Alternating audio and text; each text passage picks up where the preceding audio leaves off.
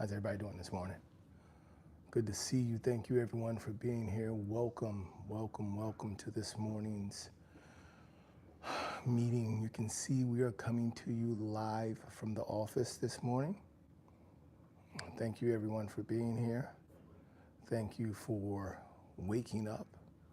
Remember, as always, as you check in, let me know where you're checking in from. Let me know what time of day it is, where you are, what's going on with you.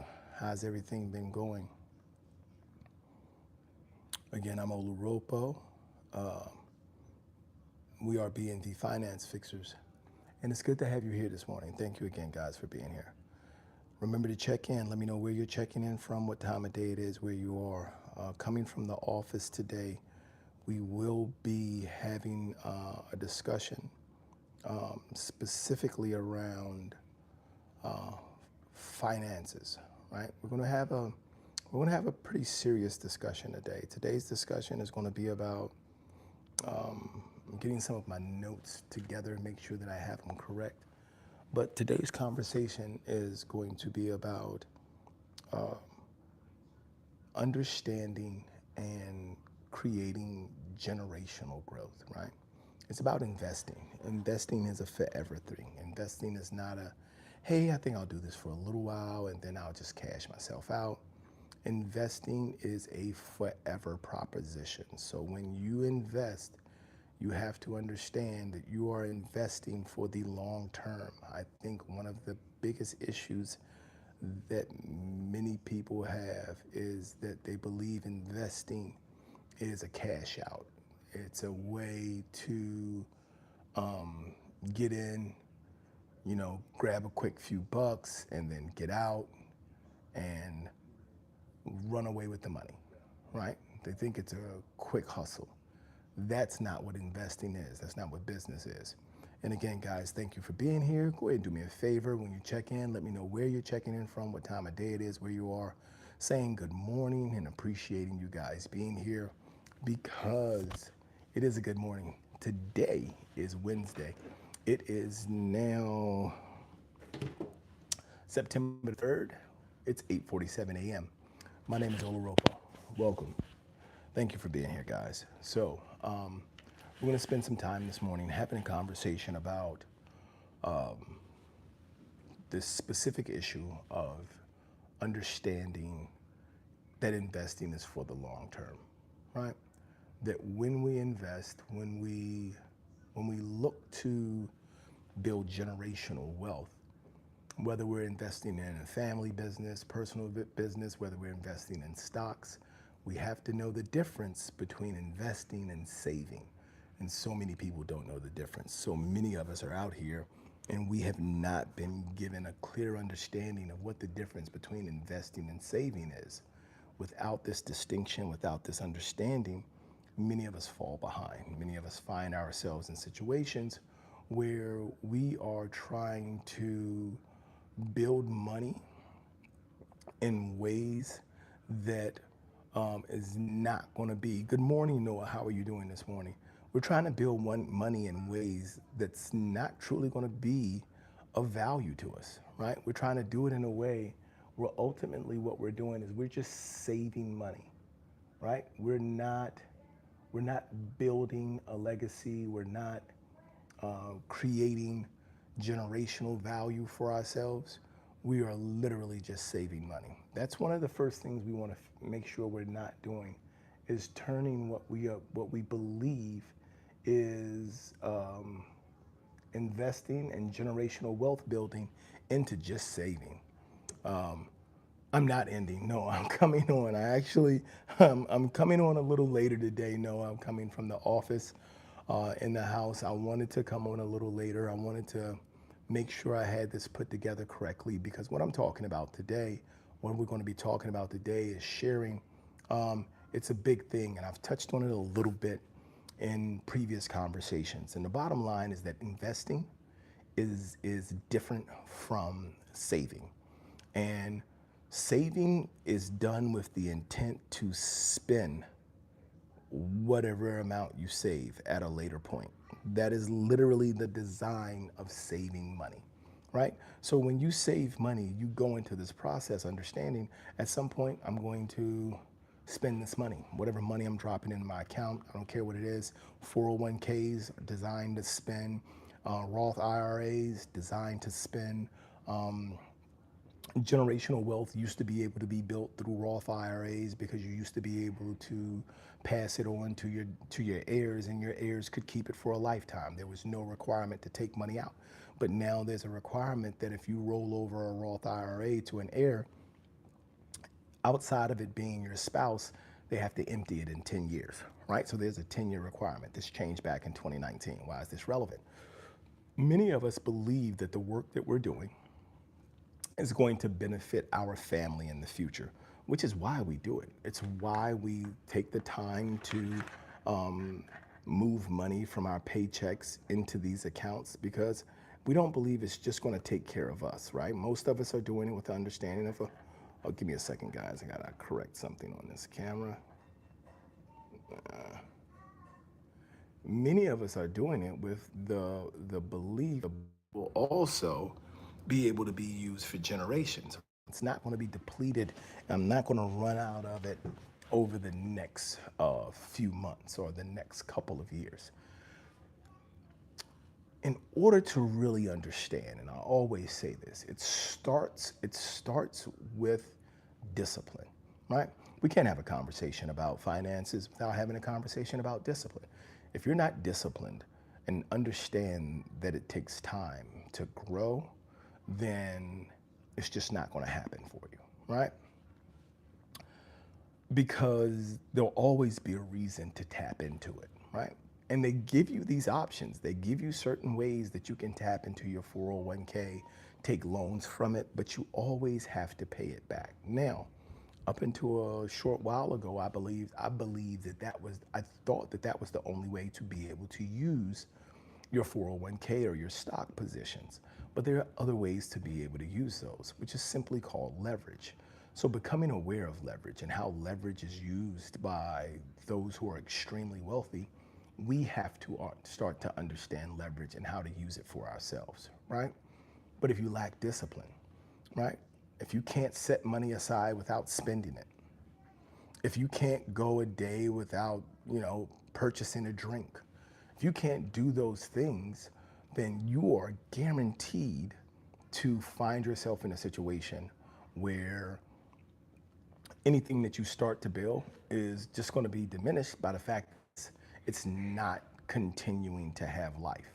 Noah said, good point. I was thinking investing is intended to spend later, but I'm thinking there's no point in selling equities when you can borrow against them. Exactly. When you can leverage them, why would you ever get rid of them?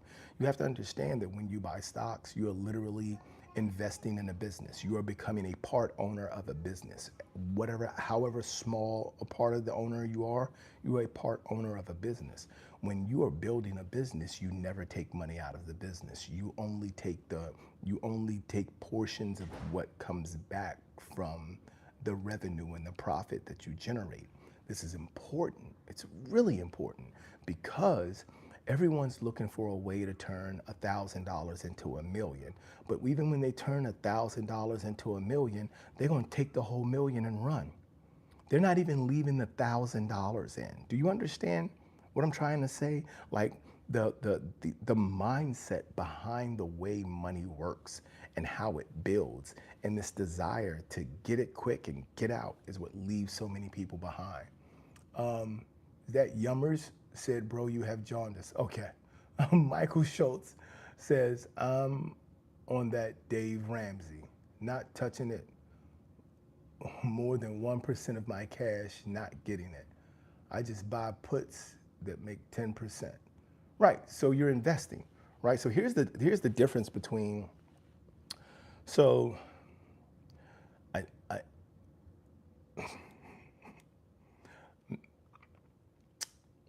not a big fan of Dave Ramsey. I want to say this, Michael, do not take this wrong. I'm not a big fan of Dave Ramsey. The reason I'm not a big fan of Dave Ramsey is because what Dave Ramsey proposes to many people is really old, right? It's an old way of thinking. And it's about just don't die broke, right? Dave Ramsey does not present to many of his followers, many of the people who watch him, many of the people who read his books. He does not provide for them the method by which to grow your wealth, right? Dave Ramsey is one of the people, oh, well, your biggest purchase is going to be your home. And then when you get old, sell your home and buy a smaller home and live off the proceeds that are left over from selling your home. So Dave Ramsey is of the mindset that you don't need to grow your wealth. You just need to work hard, budget your money, and just only pay cash for stuff, right? Dave Ramsey is a multimillionaire. Dave Ramsey has created a method by which he generates money when he's not working. Whether it's his programs, his shows, his advertisements, his books, it doesn't matter. Dave Ramsey is making money when he's not working. If all you're doing is working and you buy a house in your name, a house is a liability. You have to pay on it, right? If you buy a car is a liability, right? You have to pay on it. If you start a business and you purchase everything through that business, one, you'll get better credit terms as a business. Two, everything in a business is an asset that helps the business make money. What does this mean? It means if you get a paycheck and you invest constantly into your business and your business owns the home that you live in and the car that you drive, your investment into your business pays for these things that you're paying for anyway, but you now have them in a better term. Ultimately, grow the business, let the business do the purchasing, right? Best way to grow the business, put money into the business, let the business purchase stocks, leverage the stocks to purchase the house, let the business borrow against the house to increase stock purchases, and then you pay the business to rent the home, which pays the mortgage. It's circular because it goes back into your pocket. I was having a discussion the other day about laborers in the Pullman Railroad. And one of the things that was very important about this is that for so many companies back in the day, so much of what you paid went right back into the company. There was a store, right? They had stores where you purchased things. The company owned it. The company bought things for a certain price and they sold it to you at a markup. The company paid you, but the company also provided your shoes, your pants, your buckets, your nails, your caps, and then you paid them back over time. The company provided you with housing. They took that out of your paycheck before you even got it.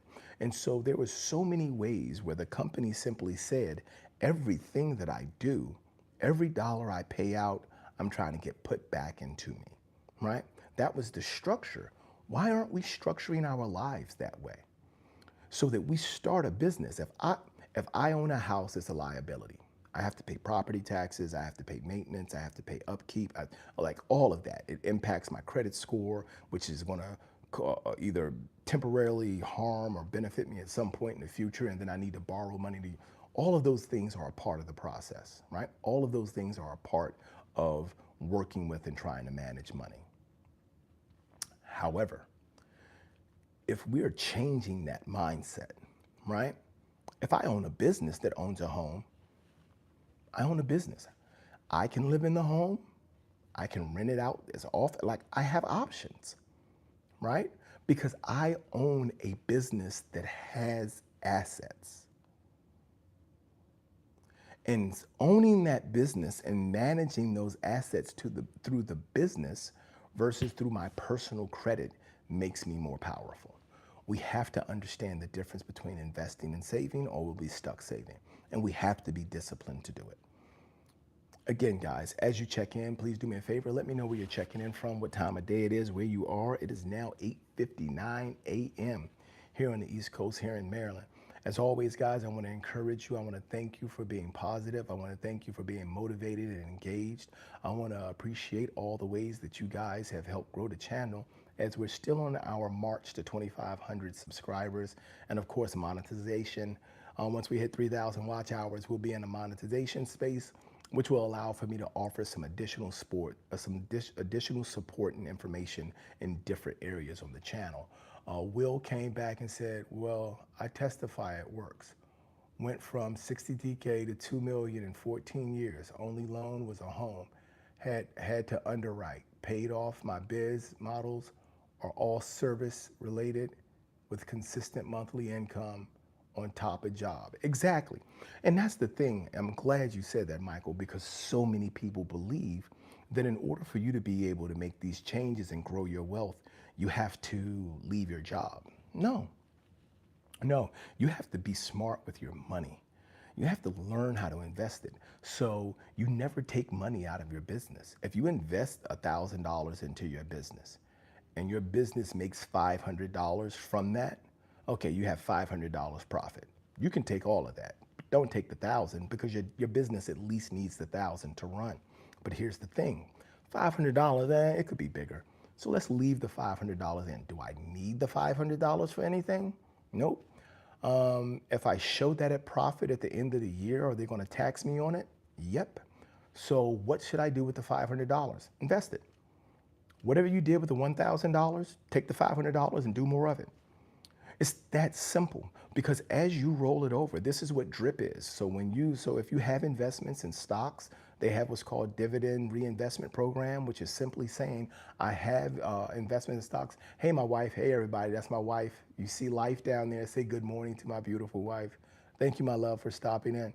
And so when you talk about the dividend reinvestment program, that's essentially saying, hey, I have a business. I made profit this quarter. I have an opportunity to pull some of that profit off. I'm not going to pull that profit off. What I'm going to do is I'm going to allow for that profit to reinvest, and then it's going to grow. I have more invested in my company, and so I get to draw a larger share against it, right? Now, so many people are confused as to how investments are supposed to work because they're using them as savings accounts versus as growth tools for generations. And it has to change.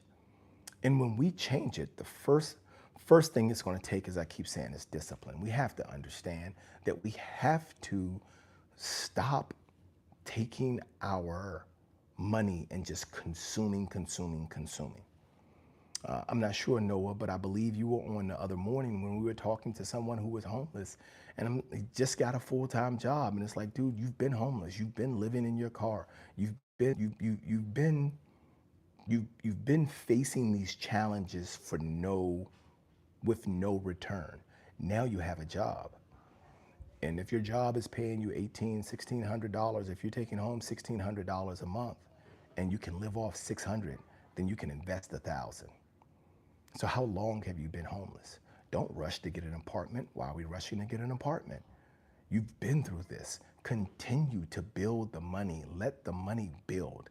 And then let that money that you build and the return from that money and the leverage from that money allow for your business to build. And if you're running your life as a business, you never take money out of it, right? Because we don't take, that's principle number one, never take money out of your business. If you're running your life as a business, you never take money out of your life. It means that everything, when you own this business, everything that you pay into it pays back into your life. What company does the waste for you? What company comes and does your trash, picks up your trash? Do they have an exchange on the market? Can I buy stocks in it? Because one way or another, I'm paying for them to come pick up my trash. HOA, direct request. In Texas, you have to pay for trash removal directly. So what do? You invest in it. So every month when you pay to get your trash picked up, you keep investing until you get to the point where the returns from your investment pays for your trash pickup. So that all the money you pay finds its way back to you, even if it's in small increments. That is what investing does, is it makes your money go to work from you. make your money go to work for you. Noah said, okay, so use the business as an investment vehicle to buy equities. Yes. And then leverage the equities to purchase homes, leverage the equities to leverage the business to be able to take loans because you want to purchase the home in cash. You want to leverage the equity to purchase the home in cash. And then you want to get a loan from the bank through the business to renovate the home and rent it out. The business will be viewed as doing business. You'll get better terms and banks will be more likely to purchase, more likely to lend with you, especially small banks. Work with banks that are small banks within your community because they understand the better, the stronger you become in the community with the ability to purchase and rent properties, the more revenue you're going to generate for the bank, right? You'll be back to get more loans. So start working with a small bank, a private lender, a private bank. And then by working with these banks, what you're able to do is now when you get these loans, you renovate the home, you pay back your leverage, you move into the home. And so if the mortgage that or the loan rate that the business got for the home, let's say it's 20 years, let's say the monthly costs for or the monthly cost for maintenance and mortgage and everything for the or the loan that the business has, let's say that cost is $2,500 a month. Hey, BN, what's going on? Welcome and thank you for being here. So if that cost is $2,500 a month, you were already prepared to pay that because you were going to buy the home. Remember, you were going to put down a down payment, get a mortgage for 30 years, pay more for the money than you pay for the home, and then still have to wait 30 years and then have to leverage it or borrow against it, right? And hope that 30 years, just hope that the next 30 years of your life go without incident. The business, on the other hand, with this 20-year loan at better terms, is able to get this loan, renovate the house, rent it to you, and then you just pay the rent, $2,500. Pay $3,000. Charge yourself $3,000 a month for rent. It doesn't matter. It's going to your business. So you pay $3,000 a month. $2,500 goes towards the mortgage. $500 goes towards the business, maintaining the business. Michael, he works specifically. So what, I don't know if everyone in here is familiar with calls and puts, but calls and puts are a form, a way of, a very aggressive way of generating revenue through the stock market, right? I get him a little backwards sometimes, but he says he buy puts, all right? And so buying a put on water, utilities, gas, S&P 500, just me though. But you have to use timing and vigilance. Correct. Credit union tip is great. They tried to put Trump in jail for buying a home that way. Right. Right. So the thing that's important, I ain't got no chill, Drizzy. Come on, Drizzy. You know I got zero chill. So here's the thing. What Michael is saying right here is Michael is making it clear that when you do something like buy puts, I think correct me if I'm wrong, Michael, but I think you sell calls or you can buy calls as well. There are different ways for you to do it, but these are strategies specifically designed to position you to make money. It doesn't matter whether or not the stock goes up or down. It's about getting at the right time and then having the money in your account to say, hey, I want to buy this stock at a certain price on a certain date. If the stock is more than that, and on that date, the seller is more than likely going to cancel and say, I don't want to sell it because they're selling you value, right? If the stock is below that value at that date, then you are more than likely going to say, hey, cancel. I don't want to buy it because I'm buying it at higher than it's currently valued. Now, if you believe that that downturn is going to still go back up, you may still purchase those stock because you may have a belief and an understanding that it's going to go back up and you want to take advantage of that return when it happens. Though the specifics on working within the stock markets, calls, puts, different ways, people who want to do day trading, like Michael said, you have to be vigilant, right? You have to study. You have to know what's going on. And then you have to work with it specifically, and then know that you're working towards something, right?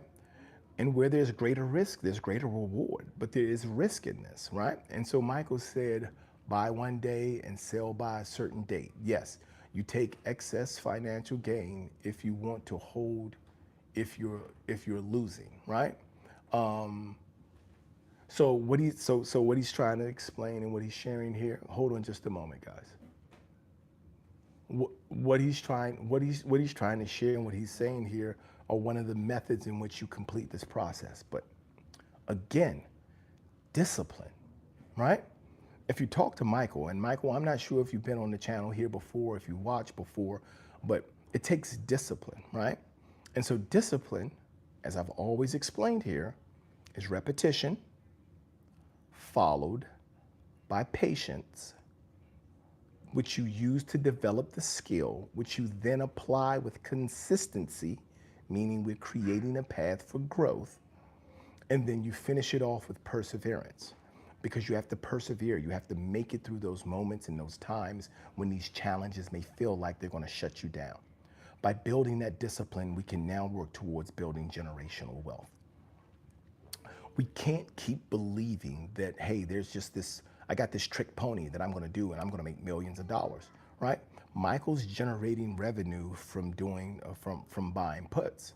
But at the same time, right, as he said, he's amassed money over 12 years. It took time to get there, right? And the same time that Michael has amassed money, trust me, other people have lost. What does this mean? It means when you hear the term, I always say his name wrong, Jim Rohn, John Rohn, James Rohn, whichever one of the Rohn names it is. It's J. Rohn's. Rohn. One of the things he says is spend more time working on yourself than you do working on your job. That's what this is about, right? This means spend time working on skills, spend time building your talents, spend time developing yourself, becoming strong, understanding who you are. Take that and use that to grow your life and grow your wealth. I'll tell you, like I tell everyone, if you do not value yourself, do not expect others to do so.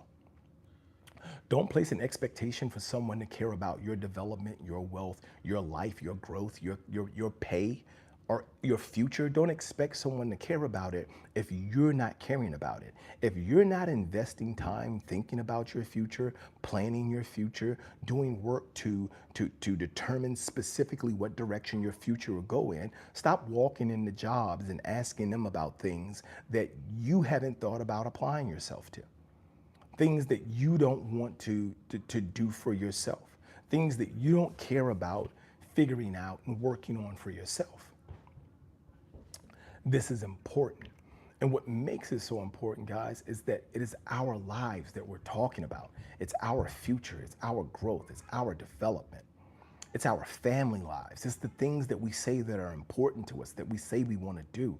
We say we want to take care of the homeless. We say we want to provide things for others. We say we want to take care of our parents. We say we want to care for our children. Again, well, we have to work to do that. We have to learn and understand how it works so that we can get it done properly.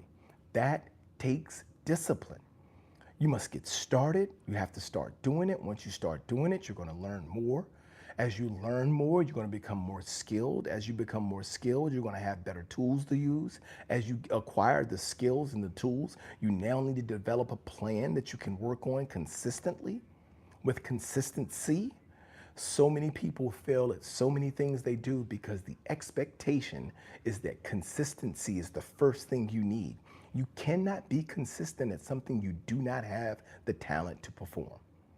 If you don't have the skill set, how can we be consistent? You cannot consistently throw a ball until you first learn how to throw a ball. How do you learn how to throw a ball? From throwing a ball over and over and over.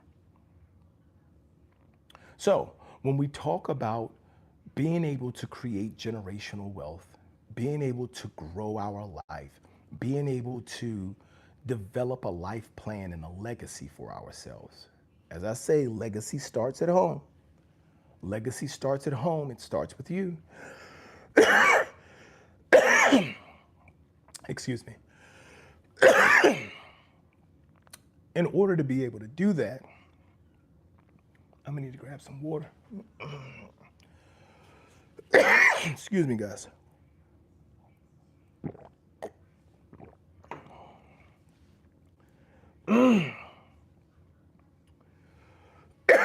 So, excuse me.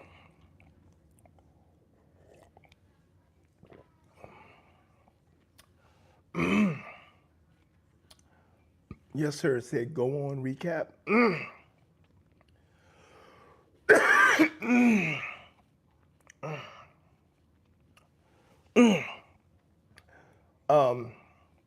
Peace out, Michael. Thank you very much. I'm working on it, guys. I don't know where this just came from, but it's here. All right. Oh.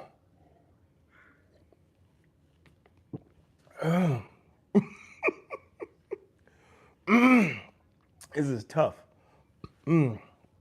Thanks again, Michael. Michael said, love you, bro. Everything I do is to mold a path for my children. Dedicate your life to providing and not self-fulfillment.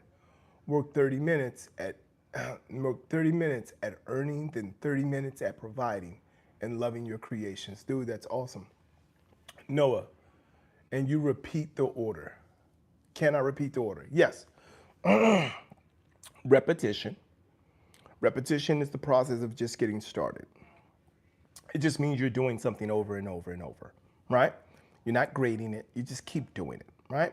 You're just learning how to do it.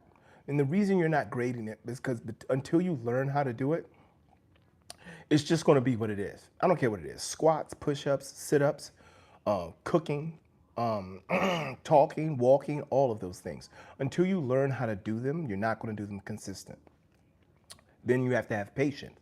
Patience simply goes with the repetition to say, hey, I just started doing this.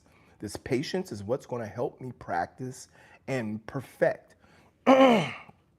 master this skill. So what mastery means, it means that you can now apply this at a level that is highly productive and you don't need to give much thought to it. You just get up and walk. You just rear back and throw, right? You just turn on the stove and cook. Like these are things after you do the repetition, after you do the patience, which is practicing the skill and gaining the tools. Now you get to the point that you have these skills and tools. Your body, I guarantee you, pick something, pick anything and say, I'm going to do this thing consecutively for 30 days. I guarantee you, your body is going to ask you, what are we doing this and why are we doing this? What are we doing and why are we doing it? Your body's going to ask. It's going to become a thought. For most people, they cannot find a why. Because they can't find a why, they quit. It doesn't matter what it is. You're working out and you're like, well, why are you doing this? Oh, well, I don't know. Well, then they quit, right? It doesn't matter. Saving money, working out, learning to cook. If they can't figure out a reason why they're doing it, they stop. That's where your plan moves to consistency. When you've done the repetition to practice it and learn it, and you've been patient enough to now have the skill, your body is not asking you why we're doing it to see whether or not it's important. Your body is asking you why we're doing it so you can create a plan where that practice and this skill now becomes beneficial. When your body asks you, why are we doing this? It is looking for the plan that says, oh, we're doing it because we have this goal or this objective that we're trying to reach. We've set up this thing that we want to do.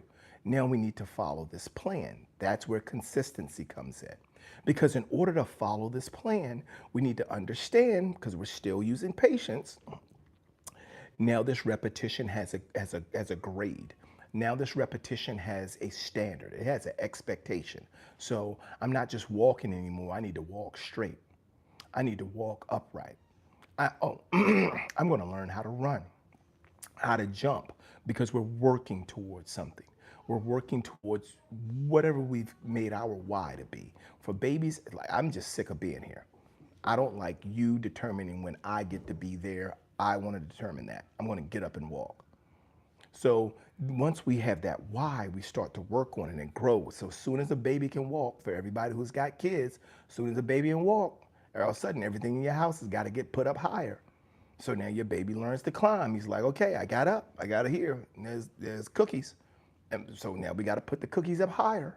Baby learns how to climb. Okay, we got to put the cookies up higher.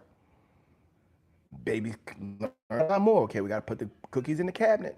Baby learns how to open the cabinet, because there's a why. There's work. There's as frustrating as it may be. Patience is the thing that says keep doing it even through the frustration. And the perseverance is the thing that builds you to let you know that you can make it. And so the order is repetition, patience, consistency, and perseverance. When you do them in that way, once you've shown that you have the ability to apply discipline in any area, you can apply it in another area without a problem. If you can apply discipline to your fitness, you can apply it to your finances. If you can apply it to your finances, you can apply it to your relationships. If you can apply it to your relationships, you can apply it to your diet. You can apply it anywhere. Once you have understood how discipline works and how to build it correctly, you can point it at whatever you want and you're going to see a return. That's really, really important. I didn't share this part, guys. I'm sorry. Oftentimes, um, oftentimes what happens is people will record a video and they'll come back and they'll play that video back later. And then, like, the people who are watching it don't know I am alive. This is not pre-recorded. It is now 9:22 in the morning here on the East Coast, September the 3rd, Wednesday. My name is Oloropo. Thank you again for being here, guys. Thank you for being part of this process and helping us grow. Now, let's go back over what we were talking about today. The simple discussion today is that there is a difference between investing and saving. When you invest, the intent is to invest so much that you leverage and build off of your investment and you never take money out of your business. Once we start to get this right, and again, once the channel is monetized, I'm going to share with subscribers and members of the channel exactly how to live your life as a business. I'm going to share the live your life as a business model with you. I'm going to walk you through it. I'm going to help you use it. And I'm going to show you how it benefits you. Because this structure is fairly simple. It's really straightforward. You don't have to give up your job to do it. Simply going by the current rates of establishing and doing things now, just the cost of things is hideous. The amount of money we pay to use money is exorbitant, and we need to get away from it. And that's what we're going to learn when we live life as a business. Now, currently, if you guys would like to, as always, you can support the channel.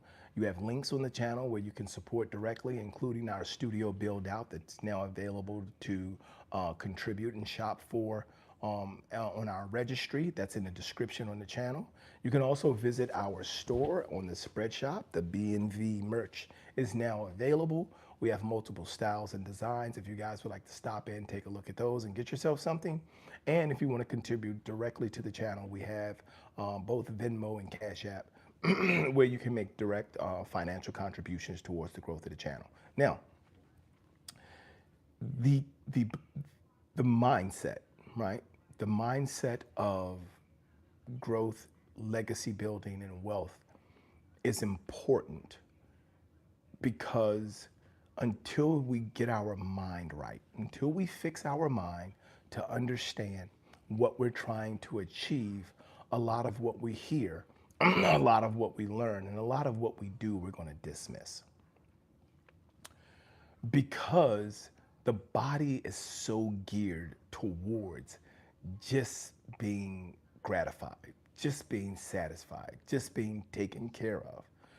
We must find ourselves in the mental state, in the mental capacity that allows for us to grow, that allows for us to learn, that allows for us to challenge ourselves on what we've been taught and told throughout our entire lives, right?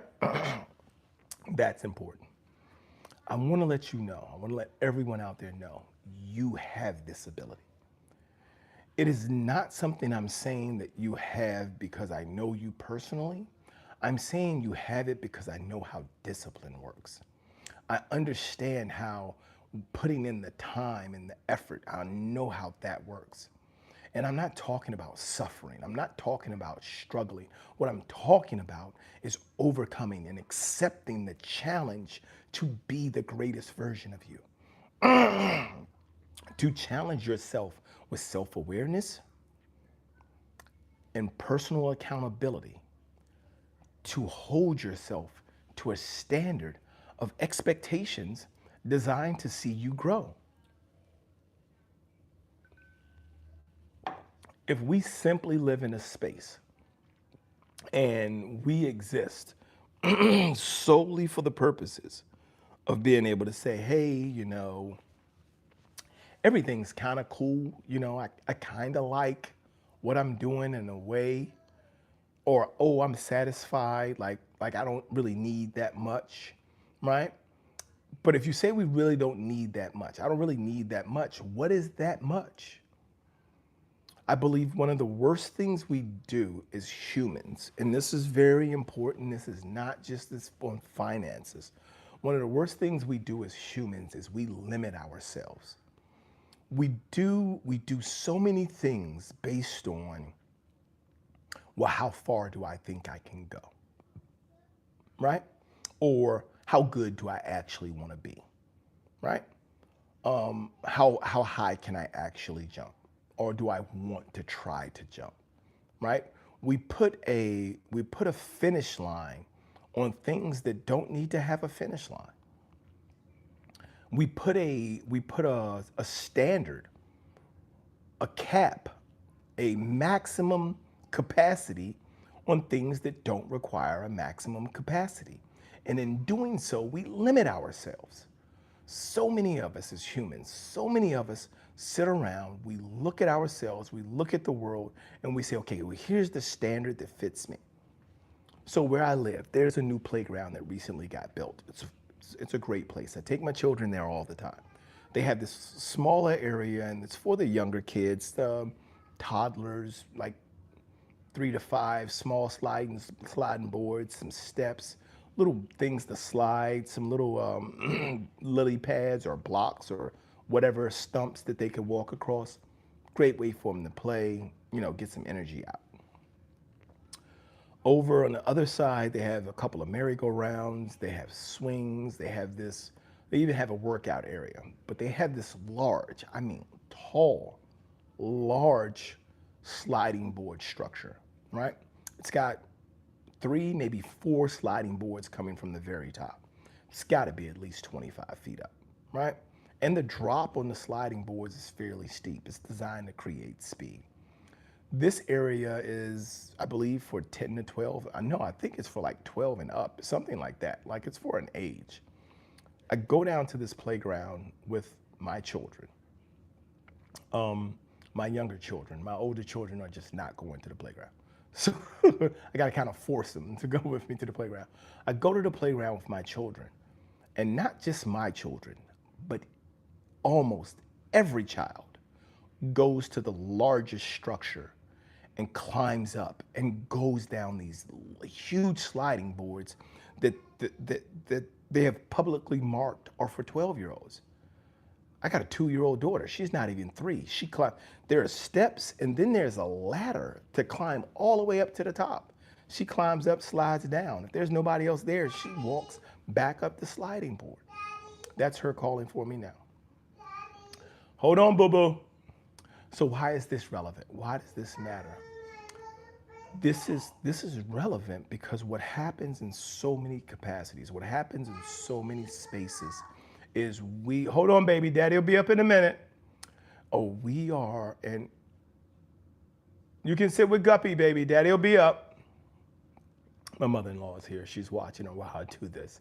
So we limit ourselves so much that when there's an opportunity for us to grow, because we've put a cap on what we're capable of, because we've put a cap on what we're prepared to challenge ourselves to do, or what we believe we're capable of doing, we limit ourselves. We stop ourselves. We hold back ourselves because we've put this, oh, I'm good, this is good enough marker on things. We need to stop doing that. You work to get better at something. How good do you want to be at this? As good as I can possibly be. I'm working on mastering it. I get it. I can spend plenty of time in the kitchen. I can practice. I can give the repetition. I can be the patience. I can add the consistency. I'm probably not going to get it done the same way other people are getting it done. That's just the simple facts. I'm not. I'm not going to be able to perform it the same way others are performing it at certain things. But I get that. We're not going to all be superstars at everything we do. I get that. But what we can do is we can apply discipline and we can break through barriers that are holding us back because we think that there is this unforeseen limiter out there telling us that we can't do things. Oh, or not being so afraid of failing that we just put the cap on it. So when we get to a certain point, we don't really have to worry or work anymore. We don't really have to challenge ourselves anymore. We're looking for the point in life where life is no longer challenging. That's the I'm good. We've got to get past I'm good to I'm becoming great. And continue to work towards that. Because this this limiter that we put on our lives, a lot of people put it on their finances, and then they use excuses like, oh, well, it really doesn't matter, I don't need that much money. What do I need that much money for? Why don't you need that money? Right? So when someone says to you, hey, I don't need that much money, you have to understand that they really haven't thought about what that much money could actually do. Right? Because I guarantee you, for most of them who say, I don't need that much money, they'll immediately start pointing out the other people and the other things in the world that could be using that money. Well, that's exactly why you need that much money. Because if you can identify areas that could use more money, you limiting yourself and refusing to grow your wealth to a point where you can openly, freely, and without any drawback invest in those things and help those spaces and help those people, you're the reason that the thing is failing. You're the reason that the problem still exists because you say, I don't need that much money. Don't give lip service about something you're not going to put in the work to be able to give actual service to. Don't talk about, oh, I donate. Make more money. You can donate more. That's why you need more money. See, so everyone thinks, Michael said it before, you spend 30 minutes growing the wealth, you spend 30 minutes giving it away. You spend 30 minutes growing yourself, you spend 30 minutes giving it away. Because you can't give it away as fast as you get it. You can't.